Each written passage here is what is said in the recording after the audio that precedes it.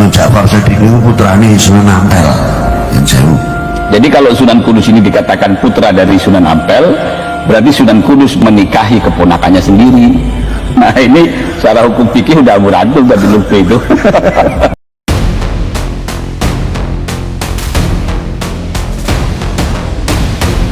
Assalamualaikum warahmatullahi wabarakatuh. Sahabat muslim dimanapun berada, kita ikuti video berikut ini. Bahwa Ja'far Shadiq Sunan Kudus itu putra Sunan Ampel ya? Iya, ada. Nah, ini kan pembohongan publik. Itu tidak ada dasarnya itu. Maulana Ja'far Shadiq, Imam Ja'far Shadiq itu putrane Sunan Ampel yang sewu. Jadi kalau Sunan Kudus ini dikatakan putra dari Sunan Ampel, berarti Sunan Kudus menikahi keponakannya sendiri. Nah ini secara hukum fikih udah amburadul tadi lupa itu. Ditakoni Imam Ja'far Shadiq bin Ahmad rahmatillah, Ibrahim Bundang bin Ahmad rahmatillah, Maulana Qasim atau Hashim bin Ahmad rahmatillah. Sahabat muslim dimanapun berada, video barusan bahwa LBY Habib Lutfi bin Yahya menyatakan bahwa Syekh Maulana Ja'far Shadiq atau Sunan Kudus itu adalah putra Sunan Ampel. Benarkah demikian? Ini ceramah di hadapan publik, di hadapan jamaah, menyatakan bahwa Syekh Ja'far Shadiq atau Sunan Kudus itu putra Sunan Ampel. Padahal ini yang bicara sufi dunia, orang terhebat yang diakui menjadi wali oleh para wali, menyatakan demikian. Padahal kenyataannya inilah jawaban dari keturunan Sunan Ampel, yaitu Yai Salim. Imam Ja'far Shadiq itu putrane Sunan Ampel yang sewu. Jadi kalau Sunan Kudus ini dikatakan putra dari Sunan Ampel, berarti Sunan Kudus menikahi keponakannya sendiri.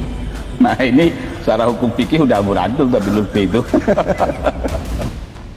Sahabat muslim dimanapun berada, jangan mudah tergiur sorban. Kalau sorbannya kayak gitu, lantas kalian percaya apa yang disampaikan.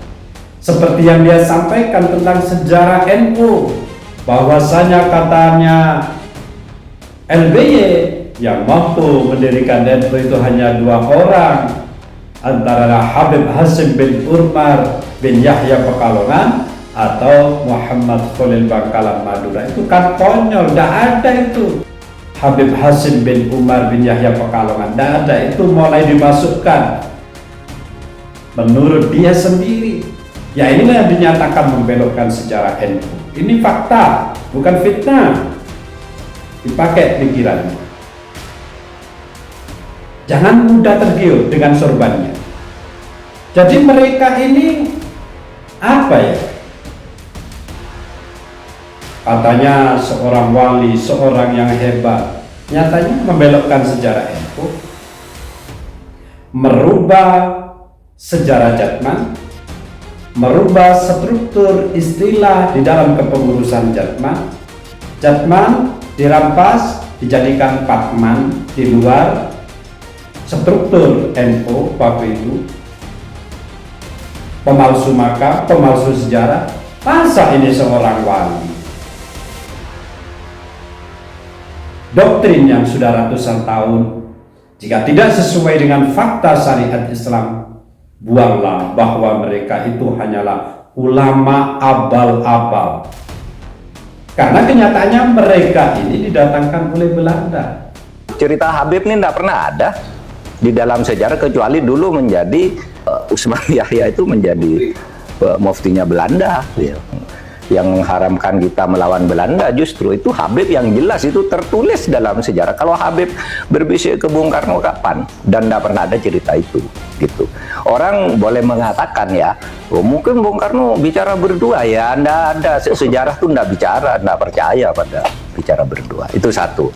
Itu menodai, merusak rasa kebanggaan saya bahwa ini perjuangan bangsa Indonesia sendiri. Bahwa ada Habib membantu, ya bisa saja, kan bukan hanya Habib yang membantu. Anggota BPUPK itu kayaknya tidak ada Habibnya. Kalau Cina ada, Jepang ada. Hanya saja jarang dari muhibbin yang mau sadar. Butuh waktu yang panjang setelah mereka dicekoki khurafat-khurafat yang tidak sesuai dengan akidah NU. Untuk apa menceritakan leluhur Yaman? Tidak ada hubungannya itu dengan sejarah NU, tidak ada hubungannya dengan akidah NU. Semakin lama kalau dibiarkan, pribumi Indonesia, orang-orang Nahdliyin khususnya, semakin disesatkan terhadap jalan yang tidak benar, yang bertentangan dengan akidah Nahdlatul Ulama NU. Wallahul muwaffiq ila aqwamit thoriq. Assalamualaikum warahmatullahi wabarakatuh.